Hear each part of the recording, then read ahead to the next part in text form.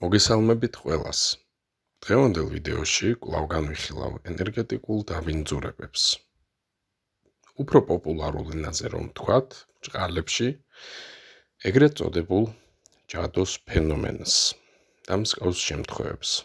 კონკრეტულად კი განვიხილავთ სხვადასხვა ნივთებს, ობიექტებს, როგორ ხდება მათი გამოყენებით ადამიანზე ზემოქმედება და რა თქმა უნდა, როგორ უნდა მოვიქცეთ მსგავსი ნივთების აღმოჩენის შემთხვევაში. ვისაც ჯერ არ გამოუწერია ჩვენი არხი, აუცილებლად მოგიწოდებთ რომ გამოიწეროთ ჩვენი არხი, ხოლო ჩვენს გამოუწერებს ვთხოვ რომ იყონ უფრო აქტიური, შემოგთავაზონ თავიანთი აზრები, იდეები, გაგვიზიარონ თავიანთი შთაბეჭდილებები და რა თქმა უნდა მოიწონონ ჩვენი ვიდეოები. მასშესადამე ძალიან ხშირია და საკმაოდ გავრცელებულია ისეთი სახის მესიჯები, სხვადასხვა პოსტები აგრეთვე ინტერნეტ სივრცეში, სადაც ადამიანები გვიყვებიან, თუ როგორ იპოვეს რაიმე უცნაური ნივთი და არიან შეშინებული. მაგალითად, თუნდაც რამდენიმე დღის წინ ადამიანი დამიკავშირდა და შემოტყობინა, რომ იპოვეს მტრედი, რომელსაც ჰქონდა ფრთებში ქინძის თევები, ხოლო ფეხზე ბეჭედი. საკმაოდ უცნაურია, რა თქმა უნდა და ალოგიკურიც, იმიტომ რომ მტრედი ამას დამოუკიდებლად ვერანაირად ვერ გააკეთებდა. აგრეთვე მსგავსი უფრო ხშირი შემთხვევები და კიდევ უფრო გავრცელებული შემთხვევები ხდება, თქვათ, როდესაც პოვლობენ ბოქლომებს, ქინძის თავებს, ცხიმს თუ ასე შემდეგ. უპირველეს ყოვლისა დავიწყებ იმით, თუ მსგავს ნივთს თქვენ იპოვით თქვენს სახლში, სამუშაო სივრცეში ან ასე შემდეგ, ან თუ ეს დაემართება, რა თქმა უნდა, თქვენს ნაცნობს, ჩემი დიდი რეკომენდაცია არის, რომ მსგავს ნივთებს თქვენი ხელით, შიშველი ხელით არ შეეხოთ.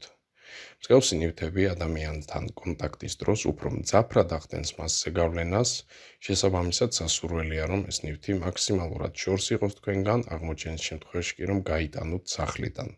კითხვა ჩდება სავარაუდოდ, როგორ უნდა გავიტანოთ იმ შემთხვევაში თუ ხელით ვერ ვეხებით. შეგიძლიათ გამოიყენოთ რეზინის ხელთათმანები, პარკი, თუნდაც რაიმე სქელი გამჭვირვალე ნაჭერი, ან საუკეთესო შემთხვევაში რაიმე პინცეტის მსგავსი, რითიც ამ ნივთს შეეხებით, ისე რომ ფაქტობრივად ფიზიკური კონტაქტი მასთან არ გქონდეთ.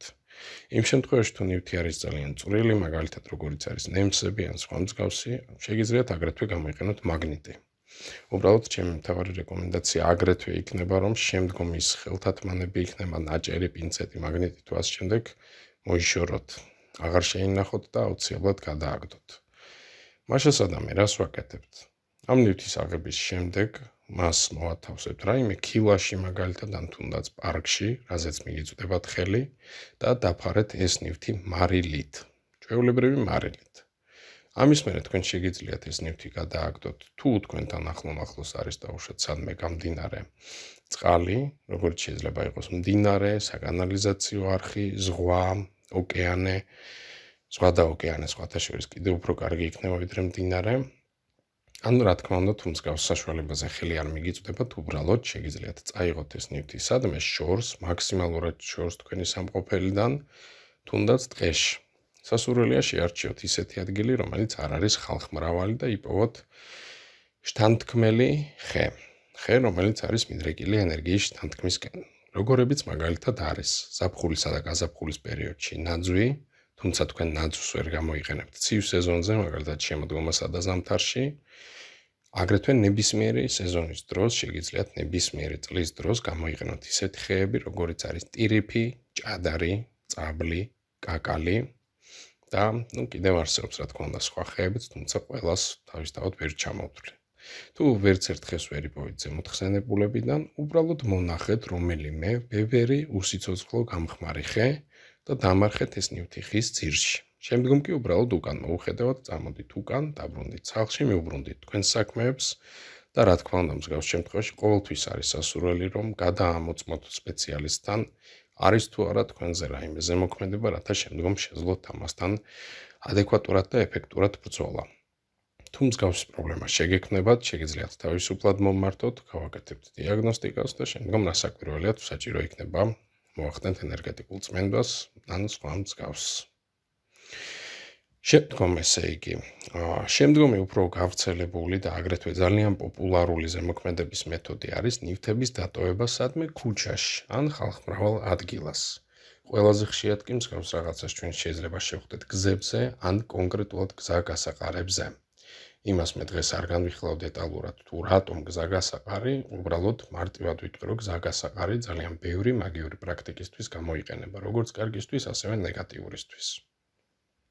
მსგავს ადგილებში, როგორც წესი, უფრო ხშირად ტოვებენ ისეთ ნივთებს, რომელიც წესით და რიგით უნდა იყოს ადამიანისთვის სასურველი და რომელზეც ადამიანს წესით და რიგით წაუწდება ხელი. თუ არა ნებისმიერ გამლელს, ყოველ შემთხვევაში გაჭირვებულს მაინც ეს შეიძლება იყოს ბეჭდები, სხვადასხვა საიუველირო ნაწარმი, თუნდაც ჯვრები, აგრეთვე ეს შეიძლება იყოს ფული, განსაკუთრებით კი ხურდები. შესაძლოა ასევე იშვიათ შემთხვევებში შევხვდეთ თოჯინებს, სათამაშოებს, თოკებს, ჯაჭვებს, პოკლონებს, გასაღებებს და აგრეთვე არავითარ შემთხვევაში არ აიღოთ ასევე იარაღი, როგორც შეიძლება იყოს დანა, ხანჯალი, ცული, ნაჯახი ან თუნდაც ჩაქუჩი. მათ შორის ჩაქუჩებიც გამოიყენება ძალიან ხშირად მსგავსი რაღაცეებისთვის. რა ხდება ამ დროს? ეს არის ნეგატივის გადატანის მეთოდი, ერთგვარი ესეთი პატარა ხაფანგივით არის, რომელსაც მაგალითად რუსები ხშირად იხსენიებენ როგორც პატკლაც, ეგრეთ წოდებულს. მაგრამ მე ალბათ ამას ესე ხუმრობით უწოდებდი პატარა ნაღმს, რომელსაც გეგონება გიტოვებენ ესე რომ შემთხვევით ფეხი დაადგა და აფეთქდა. ფეხის დადგმაზე აქ არა საუბარი, რა თქმა უნდა, იმაზეა საუბარი, რომ ადამიანმა ეს ნივთი აიღოს და წაიღოს სახლში. არავითარ შემთხვევაში არასდროს არ აიღოთ ჯვრები. აგრეთვე ჩემი დიდი რეკომენდაცია არის, რომ თუ ვინმე გჩუქნით, გაძლევთ ან თუ ყიდის ნაქონ ჯვარს, რომელიც არის უკვე გამოყენებული ვიღაცის მიერ, ისიც არ ატაროთ. რატომ? ყველასთვის ჯვარი ასოცირდება, რა თქმა უნდა, გარკვეულ რელიგიურ სიმბოლოებთან, გარდა რელიგიური სიმბოლოების არჩევა მაქვს, რომ ასევე ეზოთერული ან სხვა კულტურისთვის სახასიათო ესეთი სხვადასხვა ნიშნებით დატვირთული საიუველირო ნაწარმი თუ ამ შემდეგ. აგრეთვე არ აიღოთ, რადგან თქვა ჯვარზე გამახსენდა ესეთი კარგი გამონათქვამი, რომელსაც ხშირად იყენებენ ხოლმე ადამიანები, მაგალითად ჯვარი ავიკიდე ზურგზე, ან სხვისი ჯვრის თრევა. იმ ჯვრების აღება ზუსტად იგივეა, თქვენ უბრალოდ სხვის ნეგატივს იღებთ საკუთარ თავზე და სხვის პრობლემებს. რაც შეეხება საიუველირო ნაწარმისა ან ფულის შემთხვევას, თუ მან თქვენ ხედავთ რაიმე მცირე თანხას, მაგალითად 2 ლარიანს, 10 ლარიანს, 5 ლარიანს ჯობს, თუ საერთოდ არ აიღებთ. ოღონდ კიდევ ერთხელ გავიმეორებ და აღვნიშნავ აუცილებლად, რომ ყოველთვის იმსჯელეთ ლოგიკურად. თქვათ სახლში სადმე კარადის ქვეშ თუ ნემსი იპოვეთ ერთი ცალი, ეს არ ნიშნავს აუცილებლად იმას, რომ მანდ რაღაც ჯადოა. სავსებით შესაძლებელია ხო, რომ ნემსი დავარდეს. იფიქრეთ იმაზე, რამდენად ადეკვატურია ეს, რამდენად შეიძლება რომ ნივთი მანდ აღმოჩენილიყო. თქვათ ნემსი ბალიშში ადეკვატური ნამდვილად არ არის. ბოქლომი დაუშვათ, რომელზეც ქონია წასმული და სანთელია მიწებებული ან რაღაც გასი, აგრეთვე არ არის ადეკვატური.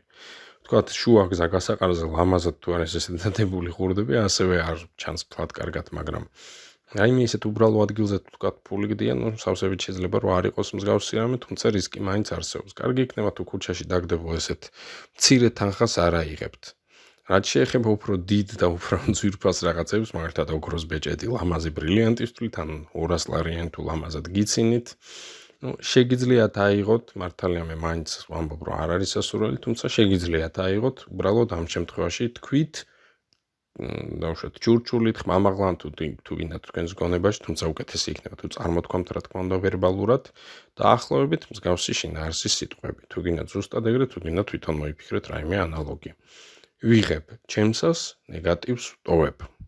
თავარია რომ შინაარსი იქნას შენარჩუნებული, რომ თქვენ იღებთ იმ ნივთს, რომლის აღებაც გინდათ და ის ნეგატივი, რომელიც მანდ დაგიტოვეს და აპროგრამეს, დარჩეს ისევ მანდ.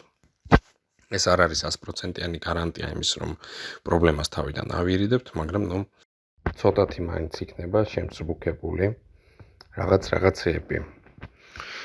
შემდგომ ესე იგი, ამის მერე, რა თქმა უნდა, მაინც სასურველი იქნება თუ რაიმეს შეატყობთ საკუთარ თავს, თუ რაიმეს აღმოაჩენთ უცნაურს, რომ ეს გადაამოწმოთ სპეციალისტთან, თუ გსურთ მე მომართეთ, თუ გინდათ სხვა ადამიანს და შესაბამისად, რა თქმა უნდა, მერე მოახდენთ რეაგირებას. აგრეთვე საკმაოდ პოპულარული ესეთი მეთოდი ნეგატივის გადაცემის ხშირად არის ხოლმე სხვადასხვა ნივთების მიმაგრება ცხოველებზე. ჯერჯერობით მე არ შევხვედრილ ვარ არსად იმის მაგალითს, რომ ეს მომხდარიყო თქვათ თევზებზე, მაგრამ ფრინველებზე და ცხოველებზე ნამდვილად შემიჩნევია, რაც აგრეთვე ხშირია და აუცილებლად გაითვალისწინეთ. და აგრეთვე ბოლო 2 დეტალი, რომელსაც ვახსენებ, ეკლესიები და ტაძრები. ვიღაცას შეიძლება ის გაუკვირდეს, რომ როგორ თუ ეკლესია არის საკრალური ადგილი, მაგრამ გაიკითხეთ უბრალოდ, თუნდაც იმ ეკლესიაში მიხვიდეთ, დარწმუნებული ვარ, ზოგიერთ სასულიერო პირიც კი დაგიდასტურებთ ამას. ძალიან ხშირად ხდება ხოლმე ზემოქმედება ადამიანზე ტაძრებსა და ეკლესიებშიც კი. არიან ხოლმე მანდ ესეთი უცნაური ადამიანები, ვინც თავისთვის დგას, პუტპუტებს და უშუალოდ წმინდა ნიკოლოზის ხატთან, გიორგის ხატთან, ამას შემდეგ სანთლებს ანთებს უკუღმა და მსგავს უცნაურ რაღაცებს აკეთებს. არიან ესეთი ადამიანები და პირადადაც მინახავს, რომ შეიძლება ესეთი შვიდი წყნარი, მაგრამ ძალიან საეჭვებებია მოვიდეს, გთხოვოს სანთელი, ჩემ მისცე შენი სანთელი და მე სადღაც გაქრა. ან წავიდა და დაანთო სანთელი უკუღმა. იყენებენ ხოლმე ამასაც სხვადასხვა ენერგიის გადასაცემად, მოსაპარად და ასე შემდეგ. აგრეთვე ზოგჯერ იღებენ ხოლმე ადამიანების მიერ დანთებულ სანთლებს, რომელიც ანთია. შეიძლება მივიდეს ადამიანი, მიეპაროს, უბრალოდ ჩააქროს, აიღოს და მე თვითონ დაანთოს ან სადმე წაიღოს რაიმე შეავბნელი საქმისთვის.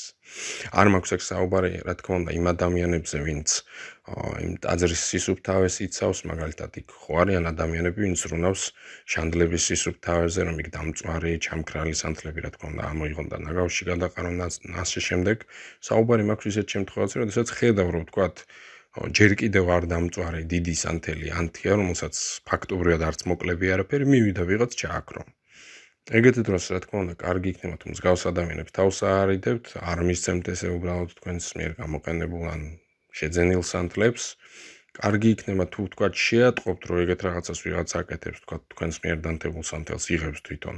თუ გააჩერებთ ამ ადამიანს და მოახდენთ რეაგირებას, თუ ვერ მოახერხეთ, ვთქვათ, მიიმალა გაიქცან, რაიმე შეგიშალთ ხელი, შესაბამისად, კარგი იქნება, თუ გადაამოწმეთ მე ამას სპეციალისტთან, სამწუხაროდ ამას აკეთებენ და ბევრსაც შეიძლება გსმენიათ ამბობენ ხოლმე, რომ ხატზე დაწყევლა მაგალითად.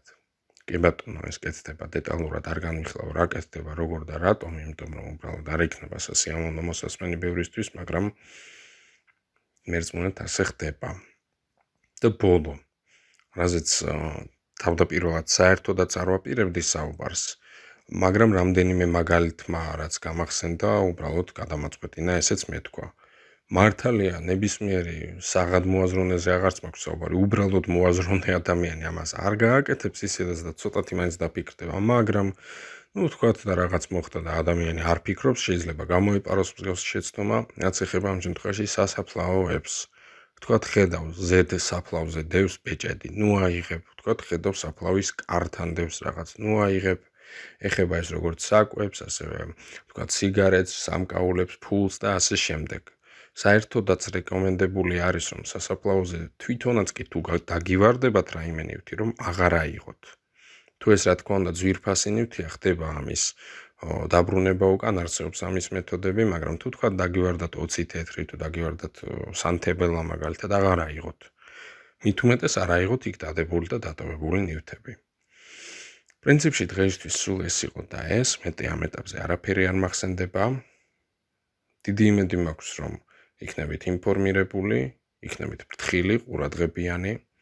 მე რა თქმა უნდა გისურვებთ უსაფრთხოებას, ბედნიერებას, ჯანმრთელობასა და წარმატებას.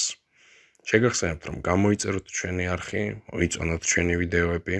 თუ გქონიათ რაიმე მსგავსი უცნაური შემთხვევა და გსურთ, რომ გაუზიაროთ ის მაგალითად ჩვენს გამომწერებს, ჩვენს მაყურებლებს, შეგიძლიათ რომ დაგვიკომენტაროთ თქვენი აზრი.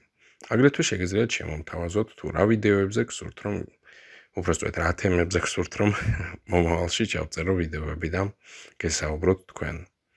იმ შემთხვევაში თუ დაგჭირდებათ ჩემი დახმარება, ტაროს გაშლა, კონსულტაცია, დიაგნოსტიკა, თილისმები, ენერგეტიკული წმენდები თუ სხვა მსგავსი, შეგიძლიათ მომმართოთ პირადში. ხშირად ვამბობ და კიდევ ერთხელ გავიმეორებ, ჩემი საკონტაქტო ინფორმაცია არის ვიდეოს ქვეშ მითითებული. ხოლო მათთვის, ვინც ვერ ხსნის, ვერ ნახულობს ან უბრალოდ არ ნახულობს ამას, უბრალოდ დავასახელებ ჩემს Facebook პროფილს, ლათინური ასოებით შეგიძლიათ ჩაწეროთ SWART და ამოგიგდებთ ჩემს პროფილს. დიდი მადლობა ყურადღებისთვის და დროებით გემშვიდობებით.